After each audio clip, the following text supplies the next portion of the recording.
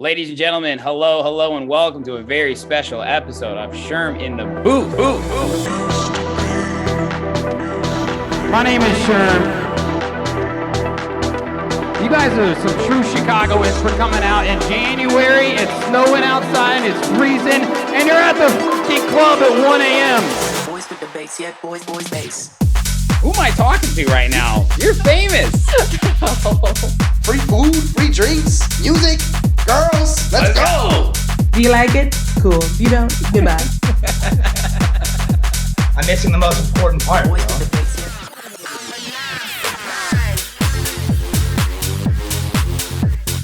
yeah. We should throw like a crazy bar mitzvah party. This is crazy. Send me stems. I finished it. What's up, guys? How's everyone doing? Just wait, you know it kicks in like 3 to 5 seconds afterward. Yo, what is up, everyone, and welcome back to another brand new episode of Sherm in the Booth. I'm, of course, your host, Sherm, and today is Wednesday, January 11th, 2023, and this is episode 217. I hope everyone had an amazing end of the year and is ready to kick off 2023 with a very special interview. I am honored to have the amazingly talented DJ producer Venessa Michaels on for the first episode of 2023. I caught up with Venessa a few weeks ago and had so much fun chatting with her. We were vibing the entire time and the conversation was truly A1. In episode 217, we got it all in and started by talking about her journey into music. Venessa and I shared stories from some of our first DJ gigs and discussed how crazy of a journey it's been as a DJ. Her mom actually pushed her to start DJing, and she quickly realized that this is exactly what she was born to do after her first gig. She continued to build her name on the West Coast and began to release music under her self-coined genre, 2090. The rest is history.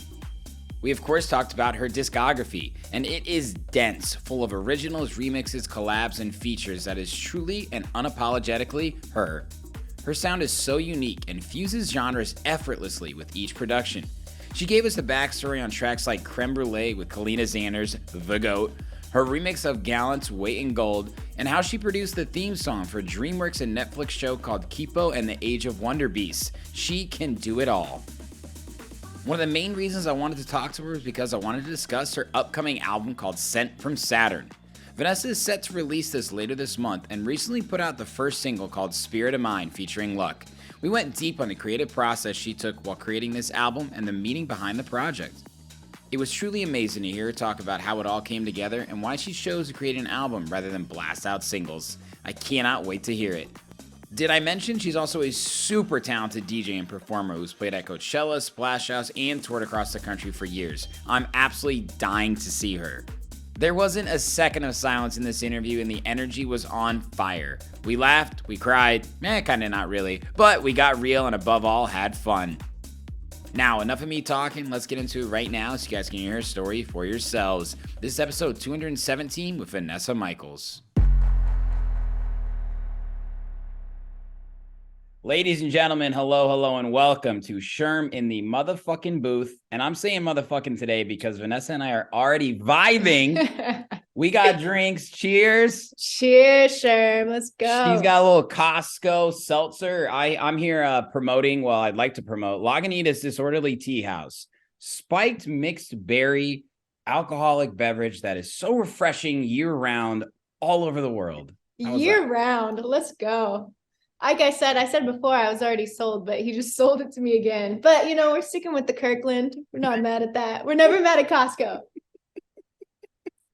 Kirkland, baby. They get it done. Kirkland, baby. Exactly. Oh, my gosh. This is going to be a great interview. I'm so excited about this. It has been a pleasure for me doing a bunch of research on your style and your history. I went way back to some of the first songs you've ever released. Oh, wow. Did my, my fair share, and I'm so excited to ask you all these amazing questions. And like I said, this is going to be a different interview for you because you've been in the game and everybody's asked you, where are you from? What'd you do? How'd you get here? And that'll come up, but whatever, Yeah, whatever. Yeah, all right, whatever, cool. Man.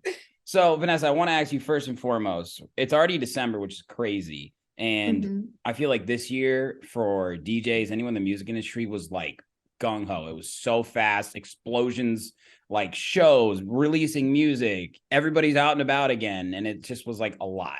But year came with a lot of highlights. I want to know, what were like some of your favorite parts of this year? They can be music or non-music related.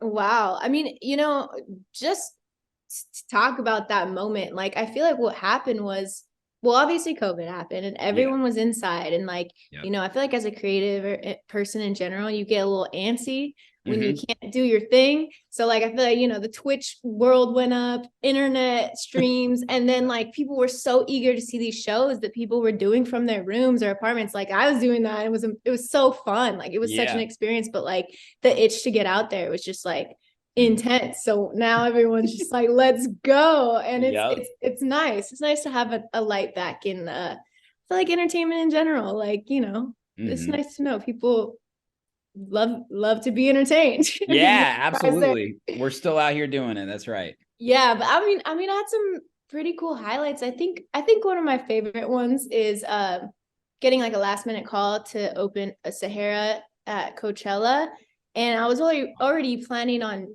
being there because I was DJing at the campground. So like I started there the first Friday back at Coachella, and like people showed up. I wasn't expecting it, I'll be honest. I was just like, this is sick. I'm gonna have a good time. By the end of it, there was definitely like a crowd there, and people were like having a great time, and it all runs off energy. So like that was amazing. And then till the very end was at Coachella till like 4 a.m. spinning at the silent disco. It was crazy. That was an experience. Definitely top up there.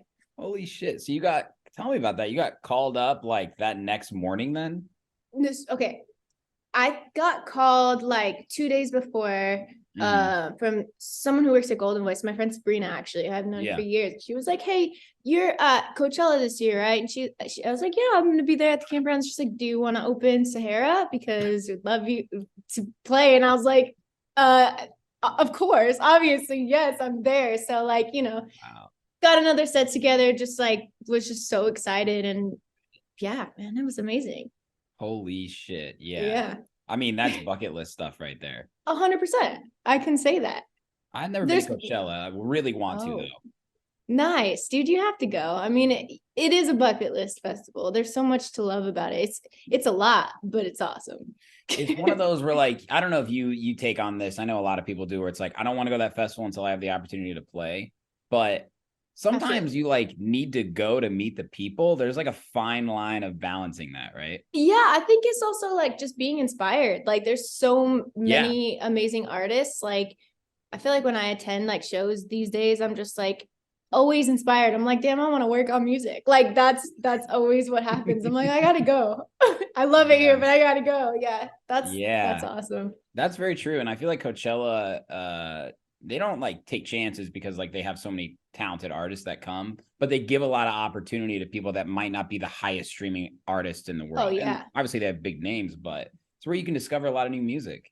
Yeah. I mean, the Do Lab does that really well. Yeah, they always have. It's awesome. I feel like that's why I want to go to Coachella to like experience the Do Lab. It's awesome. It's just a party the whole time. Oh, you remember what your first like electronic music show was? Huh. It's a really good question. Yeah. I remember my first gig, which was hilarious. Let's hear it. So I was spinning on vinyls. I had the Technique 1200s. Let's go. So, yeah, it was a Serato. And, so I had my laptop.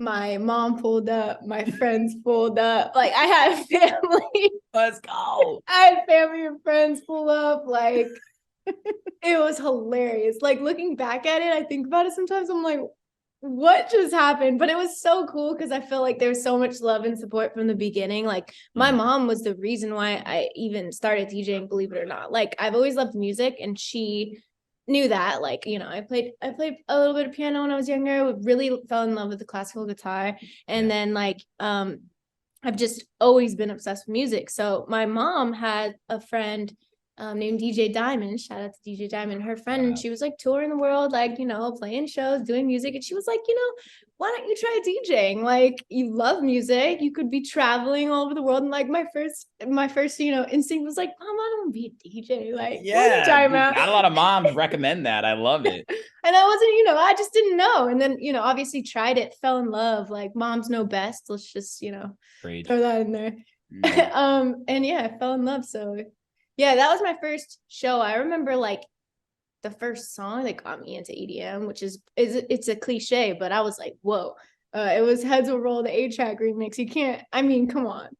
I was like, what is this? No, for sure. I think like it's not even cliche to say songs like Heads Will Roll and Levels and even Don't You Worry Child a little bit later, right? Like, right. I'm just grateful that a song brought me to like my knees with emotion where I'm like, whoa, holy shit, right? Like you feel so something. Good. Yeah. No, I really felt something. I was just like immediately like, what is this? I need to know what it is, and I need to know how to find more. Like, yeah, that took me on a whole different, obviously, journey. I went to college in Santa Cruz, and I had a residency. I had a resident Banana Slugs. My wife's sister, my sister-in-law, I am not used to saying all this shit yet. She goes to Santa Cruz right now. I'm gonna go visit her later this year. That's awesome. Yeah. It is awesome. So if you get a chance, go to the club. It's called Motive. Okay. So I had a residency there, and like I just remember spending a lot of like, like the stuff you said, like Dirty Dutch, like Dirty Dutch was like a thing. Yeah, you feel me? Like, sure. I was like, yes, let's go. Well, it was Chucky. Chucky was Layback Luke, of course. Alvaro, yeah. Oh my God, Alvaro, dude! sick. Welcome to the Jungle. That fucking. There were bops. There were so many good songs going on. That was a time, and that was around the same time that like, what? Oh, Afrojack. What? Lose Control. Or take over control. Yeah. That was a song too. Yes, it was. Wow. So you were just playing bangers at Motive then. Dude, I was playing bangers, and that didn't stop. But I think we've evolved. We've come a long way. Oh my gosh, that's amazing. I definitely resonate with you there too. When I started DJing, I went to college at Indiana University and IU, and was lucky enough where like EDM scene was really blowing up there. It's where like I saw like Avicii nice. During 2011, and Alesso came, Tiesto came, Blau was on tour. Oh yeah, you remember Cap Slap? Like these guys that were going on world tours for SoundCloud remixes and packs. So fire, dude. I believe SoundCloud never died. It just like I'm with you. It shed like the bullshit. To be honest with you, like the people that live on SoundCloud are DJs, artists, and like true fans of discovering music. Yeah, absolutely. There's so many gems there. I think like there's just so many listening platforms. So like majority of people aren't like digging for gems, like us. We are. Yeah. I dug on your SoundCloud. I found some sick remixes. I found a little mashup on there too, bro. Did you? What'd you find? Don't you have like a Rain on Me? Isn't it like a Rain on Me mashup? Yeah. So Kaleena Zanders, I know you interviewed her actually. Love Kaleena. We got a whole Kaleena section here. Kaleena is such an amazing person, so talented. She's smashing it, as she deserves all the light and support in the world. So yeah. So that being said, we've made a lot of music together, me and Kaleena. The song that you're talking about is a Creme Brulet mashup of Rain on Me. Yeah, we were having fun. That was fun.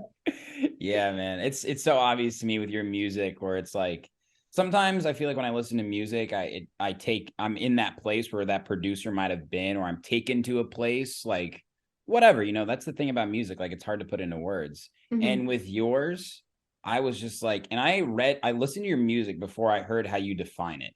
And I was like, God, what the fuck? This is like futuristic or some shit. But it has like a lot of textures of like just different fusions of like anything from drum and bass to like hip hop to R&B to like even some tech house shit. I heard that fucking Bed Creek, and it reminded me of fucking what was the turtle guy? Oh shit, I can't remember. Trippy Turtle. Trippy Turtle, yeah. Yeah, body. That was a time too. There's yes. I mean, that was a SoundCloud time too, I would say. Like definitely Jersey Club was like so low key then, and like now it's like this now it's just out there. It's out there. What, Lil Way Uzi out Vert just there. made that track. Oh, for sure. Yeah, dude. Yeah, it's kind of crazy. Yeah, I know. That's why, like, I'm glad now. Like, I feel we've been in the game a similar amount of time, and it's like exciting to see things like kind of come full circle, or see like the evolution of artists. Like 4B is a good example there too. Yeah, right? Like, yeah, for sure. I still remember listening to like his first time playing at Ultra, that set. And that's the thing too. Like I used to love SoundCloud because I could listen to live sets. That's like what I Nice. like to Yeah. run to, pregame Yeah. to, whatever. And that's how I discovered a lot of artists. And I still think that's where these things live. And it's where like you can share, because I mean, SoundCloud has a lot of barriers with like their, when they take tracks down. But Yeah, now they do. Yeah. yeah, and like Spotify is just finally getting around to it, but it's even difficult to do, it has to be so Yeah. like curated and shit. So Yeah. SoundCloud's the shit. SoundCloud is still the shit. I agree. I agree. It's a hot take, but it's true. It is a hot take. It's Okay. a hot Glad you agree. Because this is literally, sure. I don't know when people are gonna listen to this, but today was Spotify Wrapped. And I just like I like Spotify Wrapped because it's actually really cool, like how you can see like who listened. It's really like humbling too, as like a producer who's trying to grow their fan base Yeah. and actually know who they are and stuff. But Spotify is also this giant machine that like we're all trying to figure out together, and we're just Yeah. so Gnarly. Is this So gonna what's last? going on? Yeah, like I feel like we're bowing down to corporate America almost, and you and I are like Too much, man. fucking rolling dice with the SoundCloud guys in the back alley, like, yo, Pretty much, we'll man. be in Guys, in a figure bit. it out. We're waiting for you. Get it together, guys. Someone's got to take them out. Get it together. Get it together. Okay, so I do want to go back for a second though. So you mentioned your first gig. When did you actually say, okay, I actually want to start producing? Do you remember, like, was it a visceral moment or just kind of gradually happened? You know, it's funny because like I wasn't like, oh, I want to be a producer. I always felt myself like tweaking stuff, like editing stuff. So like, Mhm.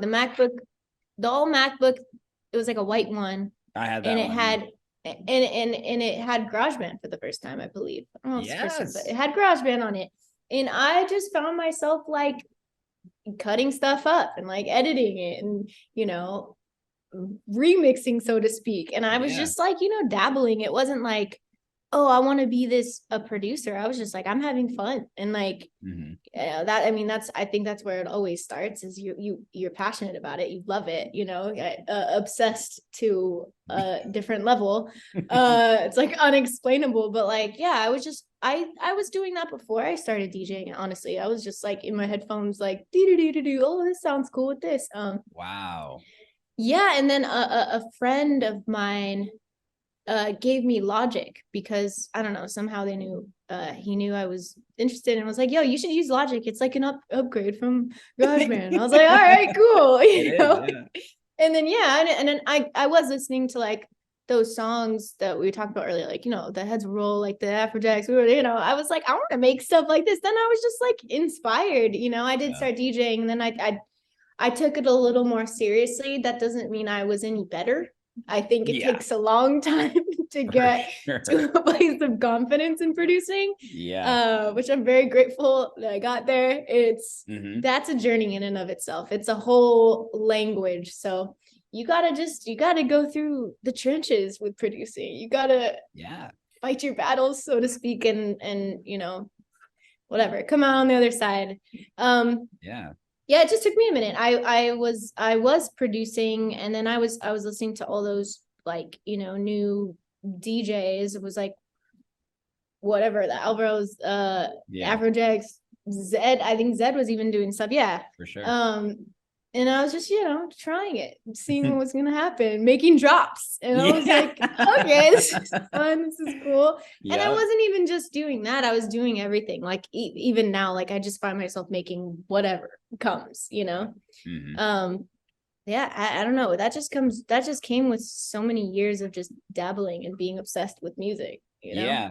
It's really interesting how you said it's like a language, because it is, right? But like we all know that language is something that you speak, right? But everybody has different dialects of that same language. And like your style, as you kind of like grow up in the world, you start to kind of have your own language, right? Like I'm a Midwest Chicago boy, you're like a SoCal girl, right? But like we kind of vibe with like each other's styles, right? Because you're like, Yeah. okay, cool, like you're doing your thing, whatever it is. And it really is a language. And like the only way to get better at speaking is to put yourself out there and have conversations. And I feel like that Yes. parallel is exactly like music.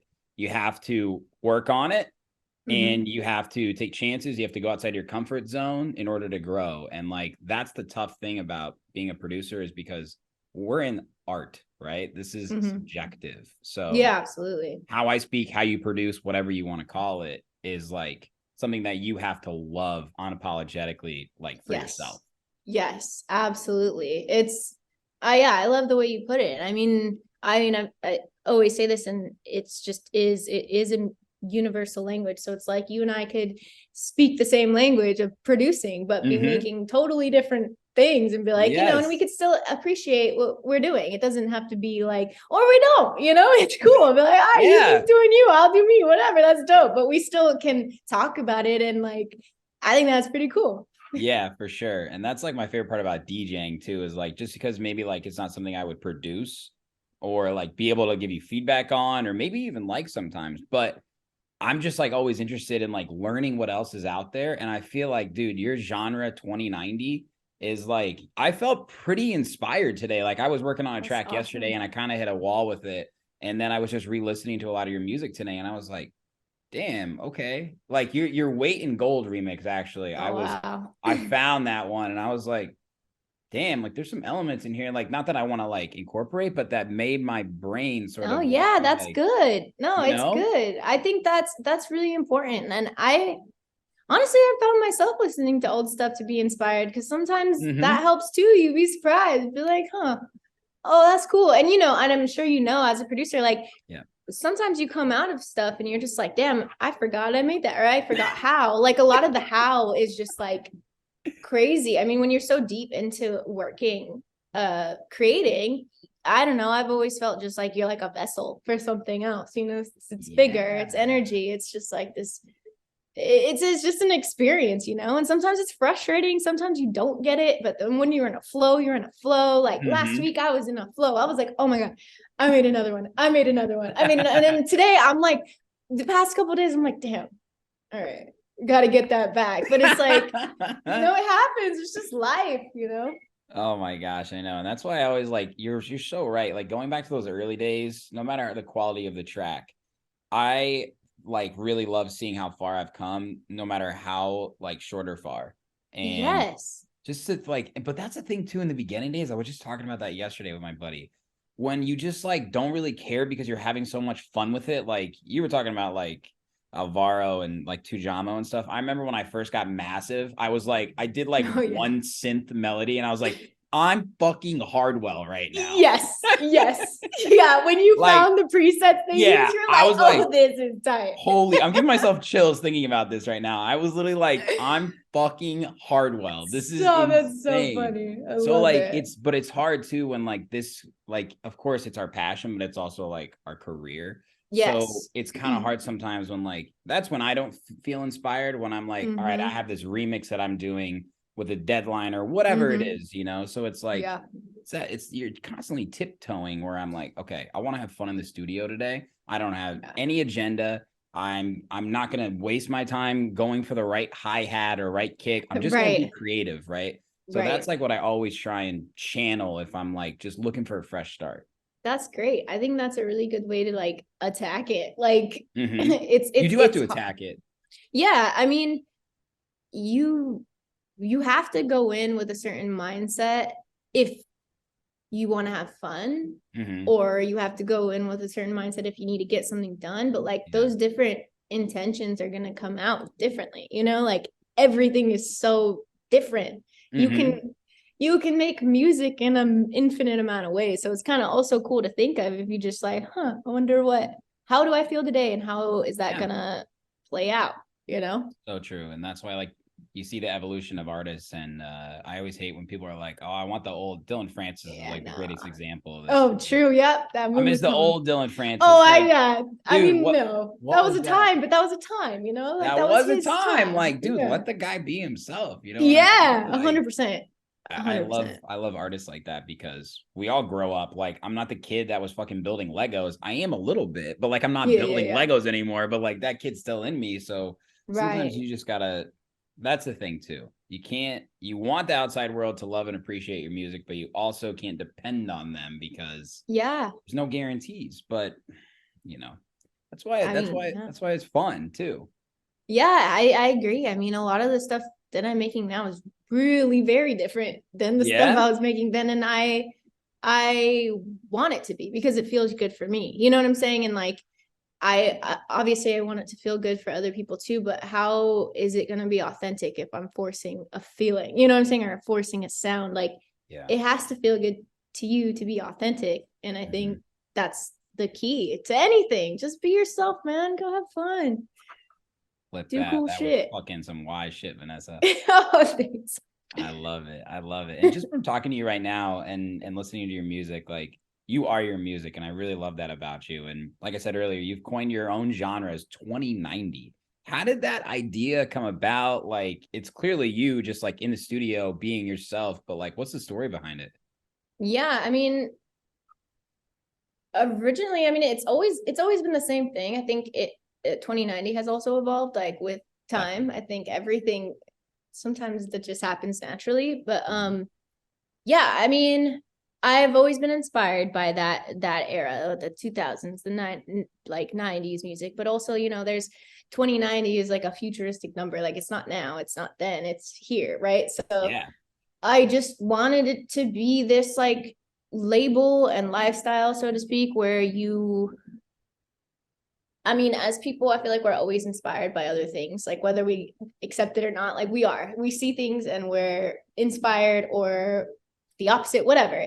Life and people and emotions and everything has an effect on us. And, I had a really positive effect of just listening to music at, that certain time where like, I remember just like my favorite band is No Doubt and like Sublime. And then, like I remember listening to like Shimmy Shimmy Ya, like ODB, like Baby I Got Your Money. And then like Mariah Carey, anything Timbaland produced, like Aaliyah, like just like Destiny's Child was my first concert. Like I was just like, whoa, like, oh my God, so many places to go. I love all of it, just like in love. And I think there's something special about taking something that you have first love, so to speak, in music, and just like, making it something to remember. Like, it doesn't have to be the same thing. It's not the past. I'm not, saying, oh, everything I make is going to be inspired by the 90s and the early 2000s. It's not. No. It's just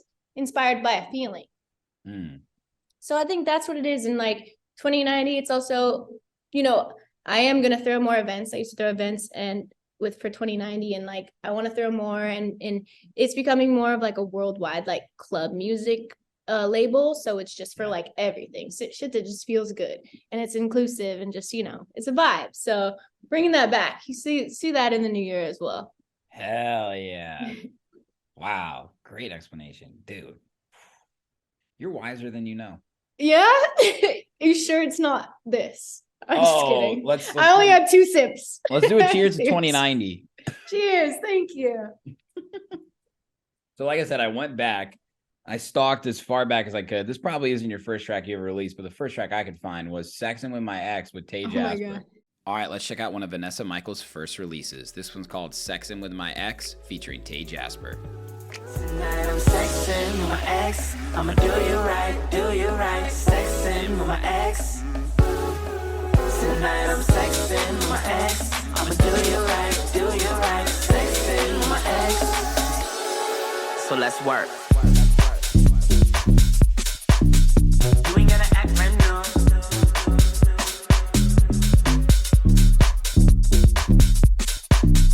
You ain't gotta act brand new.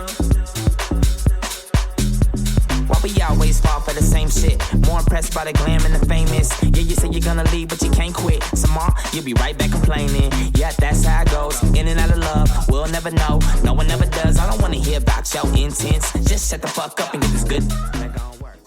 You remember this one 8 years ago, dude? Dude, I think it might have been the first track. That's pretty fucking good. I'm not like for your first track.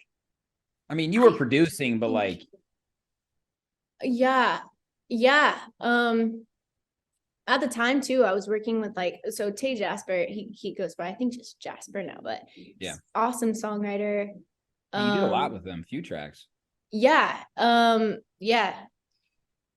It's interesting because like at the time, like it was definitely a place to grow from. Like I knew a lot of really dope producers at the time. I was working with Rice and Peas, who like Cool.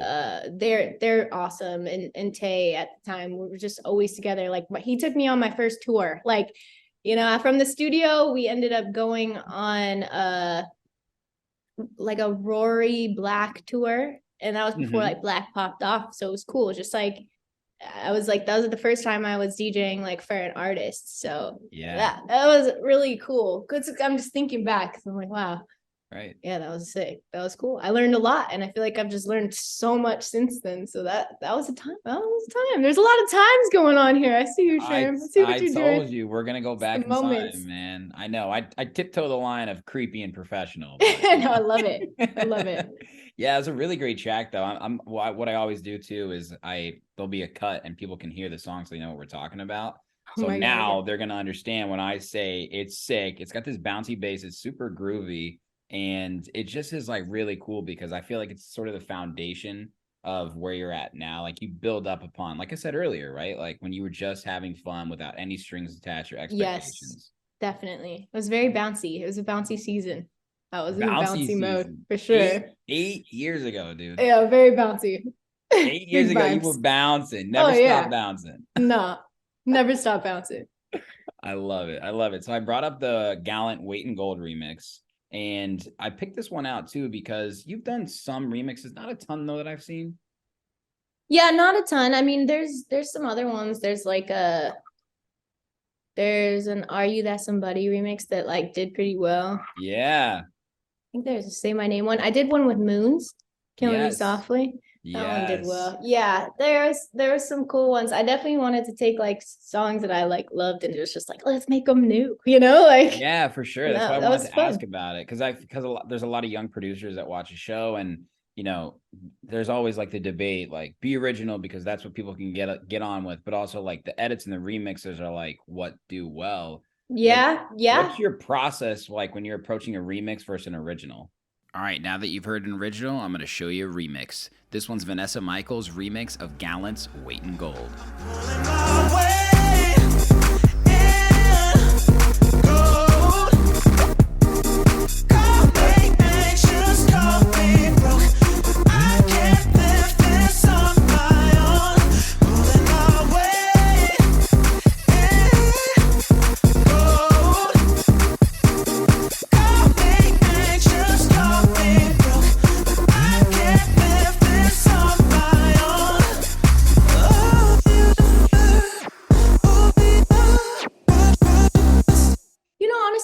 Different. I think I always like when there comes to like a vocal, I always find like a spot that I think is really tight and then I can chop, you know, like it has to hit and you have to hear it. Like for me, I hear it, you know, you hear it in your head first. You're like, oh, on the West Coast drop, I was like, West Coast, like whatever, like there's a drop. And then like even like the Tooted and Booted one, like just like you hear little chops in your head and then you just kind of attack it. And I think I definitely do that now with music that I make. I think it's definitely, I definitely made it a little more complex. Like I like to use vocal samples in a way of just like building tracks now, like more so. So like, I'll use a run. So like I'll have artists like sing a run. I'm just like, dude, just vibe on the track. Let me take pieces of it and pull from it and just like, you know, make something. Yeah, I don't think it's changed much. I think it's just evolved. I think that's what happens. That's going to be the theme of this conversation, isn't it? Yeah, I think so. I think so for sure. I hope so. I mean, that's the idea. That's what life's all about, honestly. Yeah, man. Right? Absolutely. So true. So you're a songwriter, but have you ever sang on any of your tracks? Yes, I have. I am which not ones? a singer. I was trying to I was going through it. I was like, I want to find out which one, but I didn't want to get the wrong one. Oh God, it's so embarrassing because I'm not a singer by any means. Come on. I know. I know how to make song. I know how to make things sound good because I'm a producer, you know, For like sure, exactly. I know how to make it sound good. Okay. I feel like there's a few where I just definitely put like backgrounds, like subtly, like chemistry. I have one with Outlaw the Artist. It's like a fun one. You hear like a softer voice. That's definitely me. Trying to think. I just sang Stacks on a new track that's going to be on my project coming out. I'll do it. If I feel like things need layers, I will. I can't help it. I'm like, whatever. No one's here. Let me fucking do it. You gotta do what you gotta do. You know what I'm saying? I've definitely sang like Outlaw the Artist is someone I work with. I have worked with like a bunch. He's a great person, amazingly talented. He has a song called I Don't Really Know, IDKR. Yeah, it's one of those. Yeah. There's like a little moment where I'm singing something. That's fun. You'll find it. It's like little gems here and there. If you listen close enough, it's definitely in there. Yes, I'll throw my voice in there. Yes. I love that. I wanted to ask you that because it can be tough too. I like that you work with a lot of consistent like singers and songwriters and stuff, because once you find one that you like working with, like you can count on each other, because there is like a whole, it's like a chemical aspect to it sometimes, man. And man. And like I said, it's energy. Like if you could be two of the most intensely fucking dopest people on earth individually, but you get together and your vibes don't mesh, and it's not tight. Like right, and then it's forced, and then it's like you can tell like immediately. You have to have a synergy in the room in order to create something awesome. One, because people need to feel comfortable first and foremost. You know what I mean? And then second of all, you just need to bounce off each other. I think being able to step into someone's world as a producer is like key. Like I am definitely an empath. I think that helps. Like something that Luck and I do all the time is just like, hey, where we at? How are we feeling? And like, okay, what's the mood? Like how talking stuff through, and like that always leads to a concept, like every time. And then boom, we're writing something awesome that's real, Oh my God. How hard did you hit it off with Kaleena then when you first met her? Oh my God. She is the best.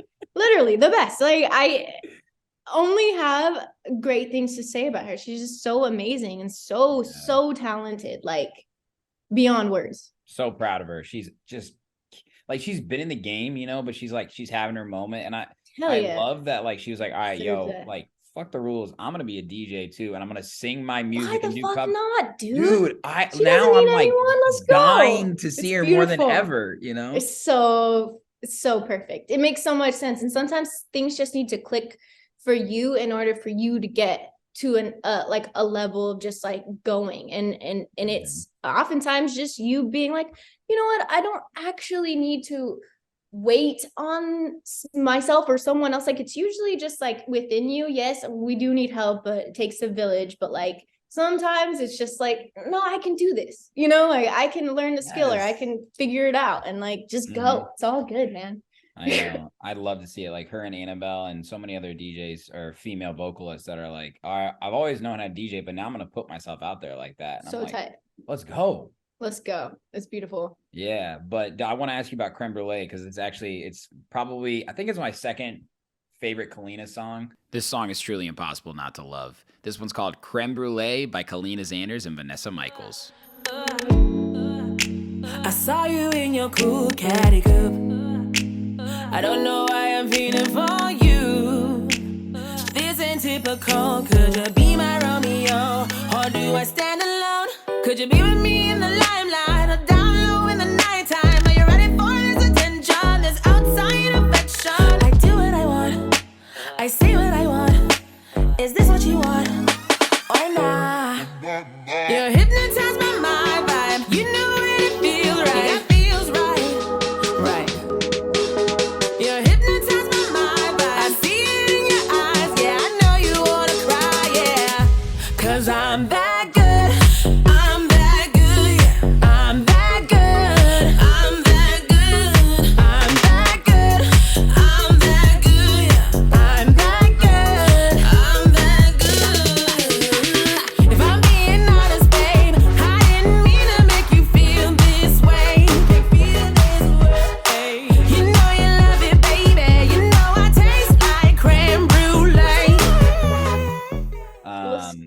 That's but awesome. it's how she sings on it. It's kind of got a little attitude, you know? Yep. Yes, that's how we wrote it. Yeah. Okay.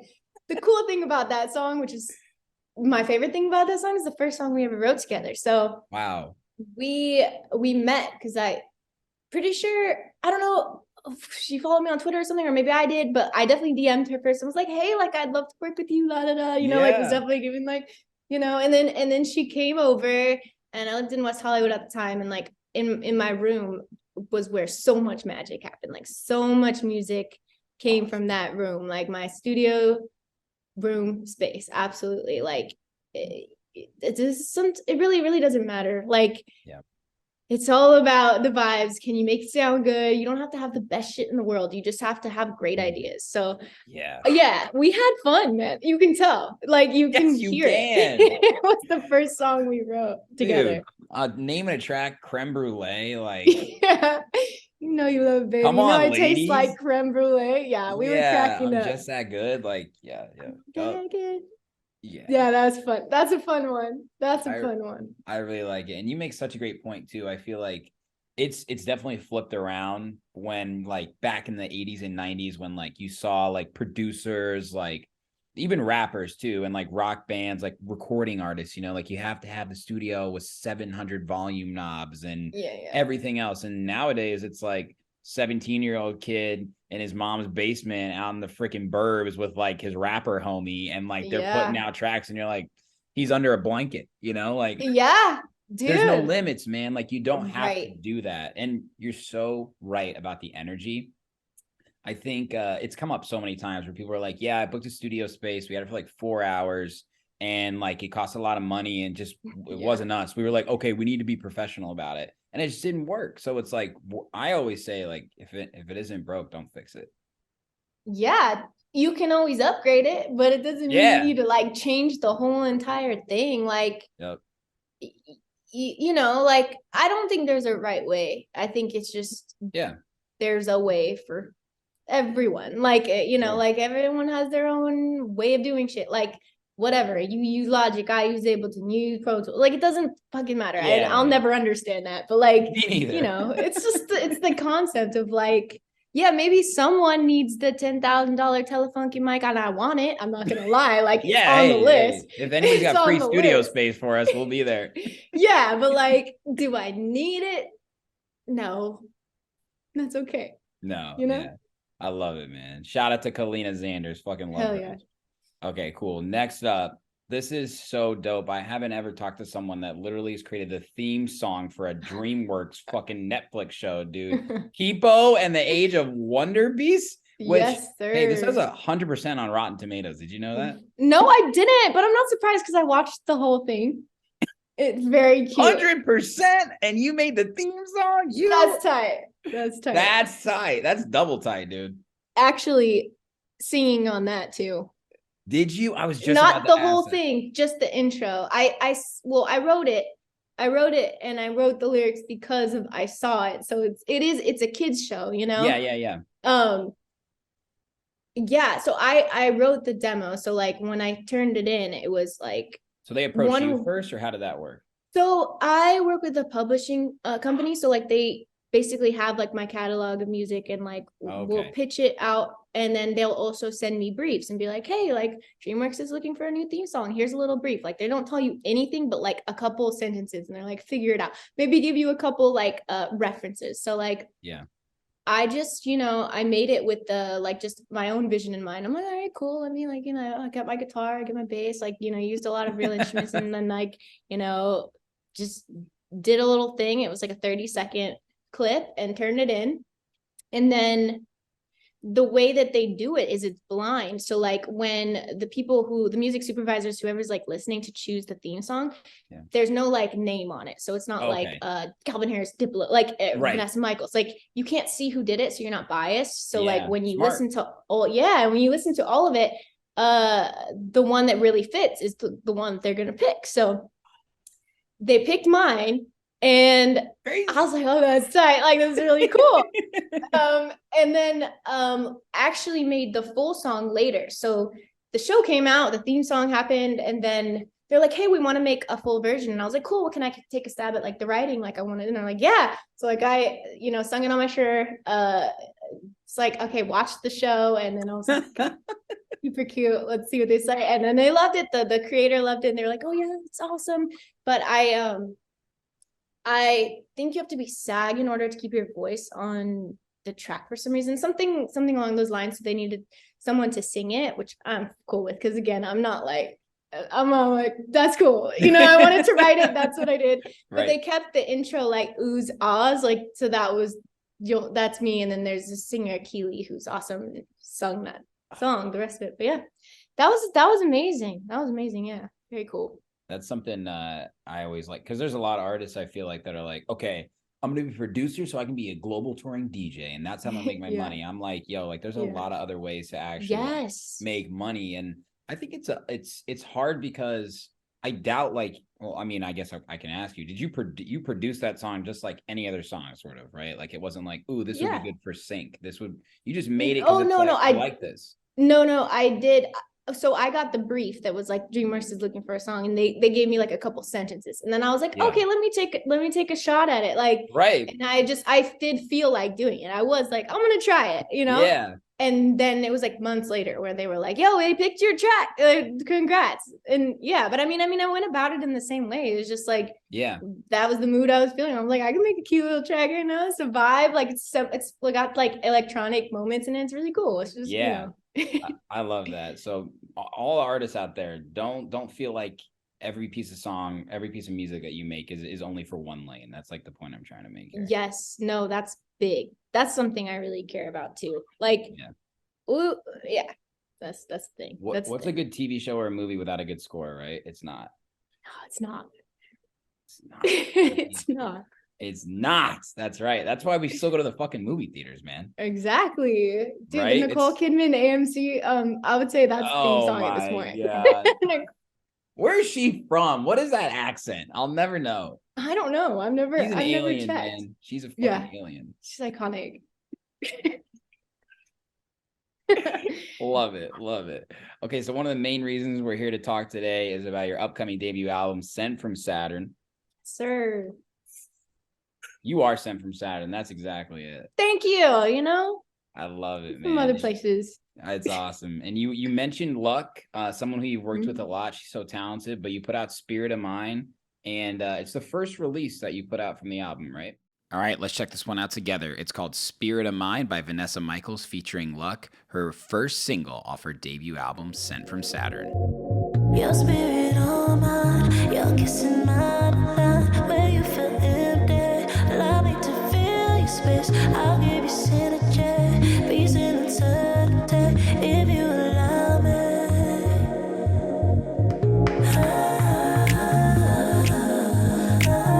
You can have me now forever.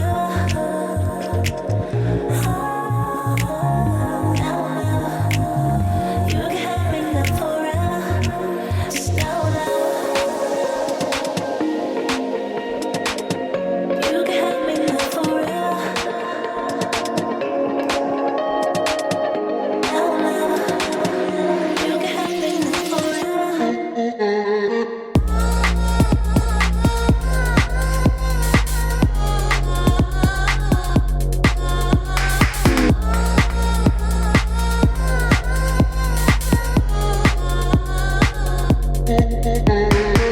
Your spirit on mine, no mine. Your spirit on mine, no mine. Your spirit on mine, no mine. Your spirit on mine, no mine. Yes. How did that end up becoming the first one? So we made that, I think, almost a year ago. So like I've been sitting on it. I was sitting on it for a minute, and Wow. I was also sitting on just in general this project. Like I honestly had wanted to. I started making my first like album, which is this project, and it had the same name like 2 years ago. It was like right before COVID happened. Okay. And I was like, I'm gonna make my first project. And then, COVID happened, and I was kind of like just thrown off like everyone else was, which is totally normal. And then like my focus shifted. I was working a lot on Lux stuff, which was where I wanted to be, you know? So like, you know, I was where I was supposed to be at the time. Yeah. And we did make Spirit on Mine at that time too. But I just wasn't ready. Like, I don't know why, but inside you can just tell when you're not ready, you're not ready. So I was just like, I don't know. I don't feel like it's right time. I haven't finished anything else, like whatever. I finished a couple things, but it wasn't enough where I felt like I'm ready. And then honestly, like a few times, like was just like, dude, when are you gonna drop that? And I was like, honestly, you're right. Like it just, you know, I was reminded and I was like, I'm ready and I want to go and I want to just like, you know, if not now, then when? So I got, you know, the mindset shifted and I was just like, dude, I'm ready to go. I want to make a dance album. Like, you know, I want to prove it to myself at the very least that like, I can do it. And and I'm doing it for sure. And it feels really good. And I'm grateful because Luck is really amazing. Just like, she's like my musical soulmate, like honestly. So awesome. No other song would have been better to put out as like the lead. It showcases a different side. It like, it just shows the evolution and it feels really good. It's a moody banger, which is going to be a lot of what the album is. Moody bangers. Oh man, there we go. That's under the 2090 umbrella of genres, right? Yeah, absolutely. It's a new one. Just wait, now Beatport's gonna have moody banger playlists or they should charts, yeah, and they're gonna be like, not sure what this is, so let's put some bass house in here. Pretty much. That's awesome. Congratulations to you. I talked to a lot of artists that released singles for years and a lot recently too, where like I put out so much music and I felt like it was time to really tell my story through an album rather than just single, which is kind of the world we live in, you know? It is, yeah. It is the world we live in, and that's okay too. Like there's a way to do it. Like again, I mean, I've been dropping singles every month, which is pretty fun. Like it keeps me at least on top of my own shit, which is nice. Like yeah. Sometimes you need your own like deadlines or whatever to just stay on top of it, you know? And yeah, I'm excited. So I feel like, you drop a few singles and then drop the whole thing, see what happens. That's right. You know? That's where we're at. So you made that a while ago. So you must be like in the studio right now on like sort of a different level then. You were just talking about you're making new types of music then. Yeah, for sure. It's a lot like deeper, like harder, and like a lot of melodics, some just fun choppy shit. I'm just having fun and I'm just really just like, for me, the intention of this project is to be able to like have people come to a show and like experience something like intentional, you know what I mean? Like it is an experience and it should feel like something. And like, you know, it was a lot of love went into making it and creating it. And, you know, when you come, you're going to experience something awesome. That's my goal. Yes. Damn. I told you, you're wise. You're wise, Sherm. Let's go. I'm not wise. Cheers to the old wise men. That's us. Cheers. We can start a duo project. Maybe we'll start touring called the Wise Men. I like that. It could be wise, like WO, like in parentheses, men. You know, so it's like women. Okay. Let's do it. Dude, because I absolutely love your style of performing. I listen to your Diplo and Friends mix, and I have got to ask you about like your actual live sets because that was wild. But that you released that a few years ago, and it was a big year of touring. So like you've been on the road. What is like a Venessa Michaels show like, if you can even describe it? I mean, I do a lot of different genres in one time.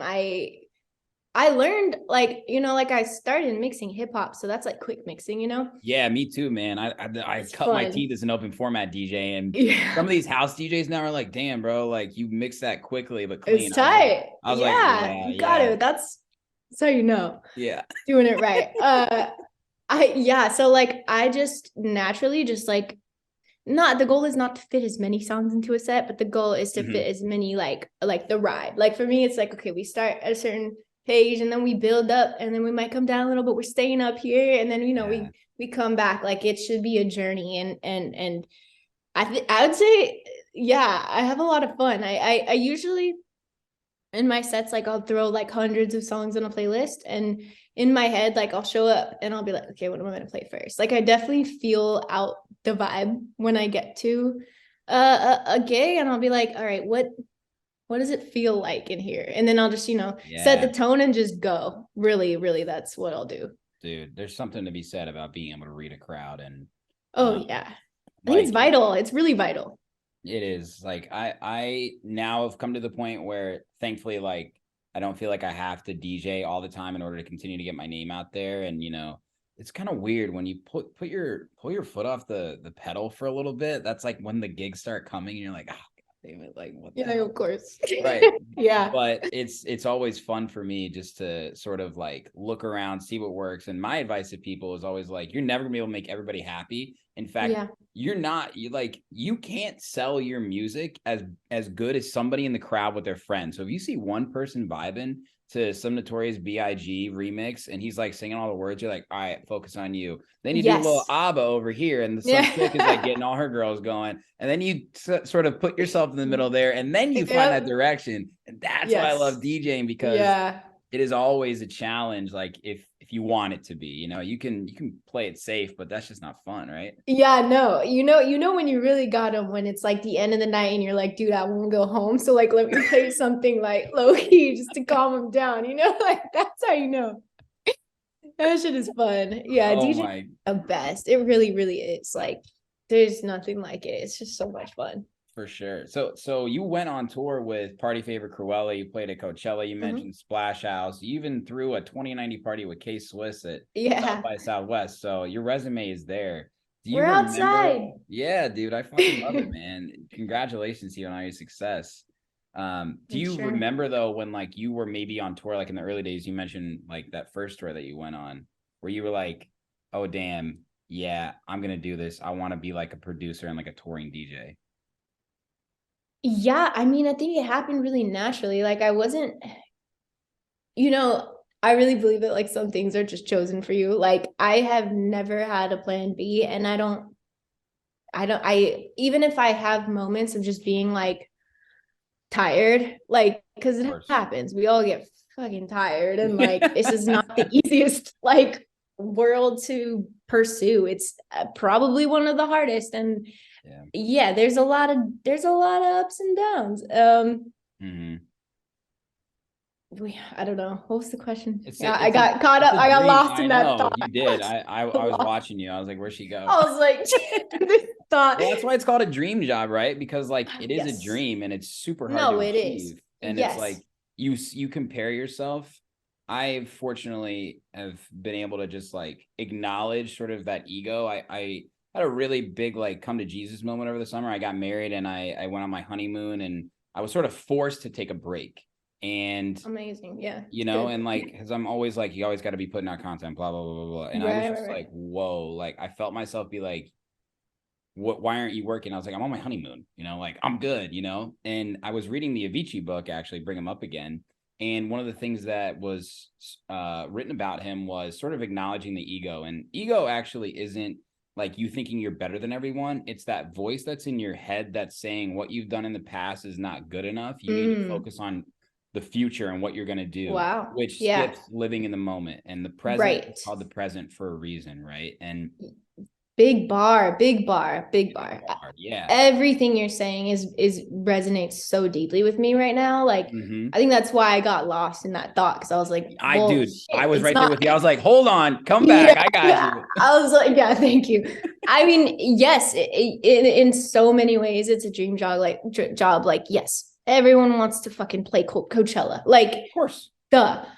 And then, you realize like what it takes to just get to the opening set at Sahara, and you're like, holy shit, what the fuck? Like it takes a lot. It's okay. I mean, it's the journey, but like you got to be the most persistent person to get anywhere, and like and that is so draining. And I think when you do realize like, oh my God, like I have the best friends in the world. I have the best family in the world. Like, let me focus on that. And like the balance is the key, and it helps you in your work anyways, like it is so important to be present. And I really am way more present than I have been. And I think that it's just important, one, for your sanity and even for your art. Like you can't, that itch is always going to be there, is something that I've learned. Like, it's not going to go away. Even if I made 3 songs in a day and I love them, I'm like, I can make another one. And it's like, dude, take a break, sit down, eat some fucking chocolate, dude. Eat his fucking Snickers. Like, it's fine. Yeah. Yeah, awesome. that's a struggle. That is the struggle though. Like, yes, it's a dream job, but it's also like, yeah, am I doing enough? Am I doing enough? Like, damn, that's gnarly. It's a crazy place to be. Way earlier, there's no right way to do this. So everybody sort of compares themselves to like what I would say is the 0.1%, right? Like the people who are playing at these festivals, touring internationally, and like it's really hard because you think it's easy to get kind of mad at yourself and others, even friends in the beginning. I was like, I think I deserve that spot, or like my track's better than that. But like, that's not what it's about. Like you have it's not. You have to define what is my definition of success and how am I going to get there? If it is playing Coachella, awesome. But don't let other people's successes divert you from reaching your goal.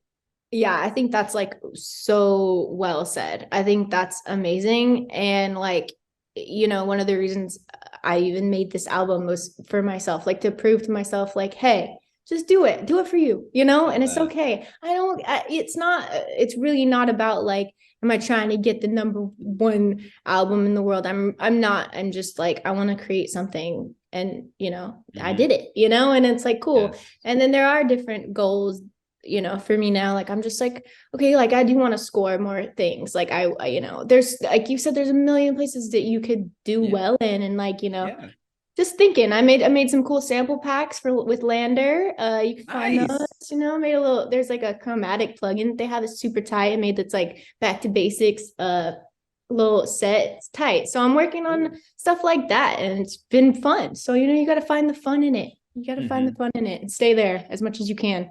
For sure. And surround yourselves with the people who are in it for the right reasons as well. Yeah, 100%. You do see, the longer you're in the game too, you do see the real side sometimes of the business, and even it's gnarly. It's gnarly. No, it's gnarly. It's not. Yeah, it's not always awesome. No, and like actually, so I've been thinking about like, all right, what's the next step for me as an artist? And everybody always thinks you need an agent, you need a manager. Guess what people tell me? You need a literally a lawyer and a publisher before you get any of those things, because people are out here to fuck you. A lawyer is #1. I'm working on that. Yeah, it's crazy. So it's like crazy too, because like you can know everything about the like splits and publishing or whatever. Like, so I've done my research, I know it, and like still people will be like, no, this is how we're gonna do it. And it's like, holy shit, I actually really need a lawyer to be like, no, that's not how we do it. You know, like it's so crazy, man. That's a whole nother thing. Whoa. There's a whole nother thing. I know.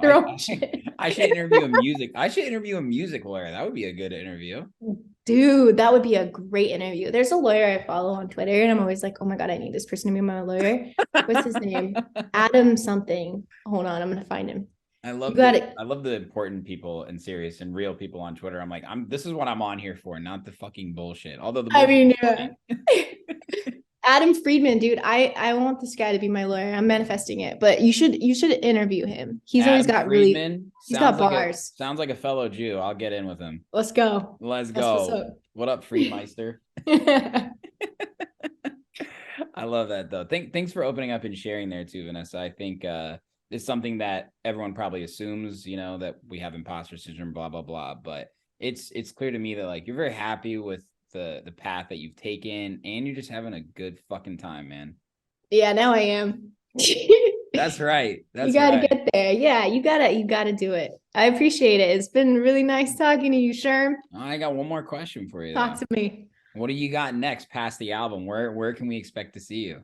Oh, what's next? Yeah. When does the album come out? Do you know the exact date yet? I do know the date. I'm hesitant to say it because, you know, I'm like, is the mix done yet? But there is a date. It's January 27th. Top of the year. It's happening. We're going for it. We're gonna have fun doing it like we always do. Yep. And yeah, dude, I'm throwing a lot of events. I want to throw a lot of events and parties and just like, again, bring it back to the culture, SoundCloud vibes. No, just good times. Yes. Good times, good people. That's the goal. That's right. We'll be throwing dice out with the SoundCloud people in the alley while let's go. Spotify people are inside like, yo, where's everybody at? We're just like, they're with Sherm and Venessa, dude. I don't know. Yeah, they're fucking. They won't come inside. They're outside. I don't know what's going on out there. This really has been such a great time. I appreciate it, and I'm glad that we were able to link up. And dude, we have got to hang out. I'm gonna be coming out to SoCal probably 2 or 3 times next year, so I'll definitely be hitting you up. Let's go. I'm down. Let's get in. Let's make some music. Yeah, girl. Well, congratulations, and we'll be in touch. But happy holidays to you. Thanks, Sherm. You too. You're the best. Have a good night. Peace. Hey, what's up? And thanks for watching that video. You looking for more content now? I got your back. Go to my YouTube channel right now, hit that subscribe button, and make sure you turn on all notifications so you never miss any upcoming exclusive artist interviews, Sherm in the Booth clips, new music, live sets, and more. This is your one-stop shop for everything electronic music. Cheers.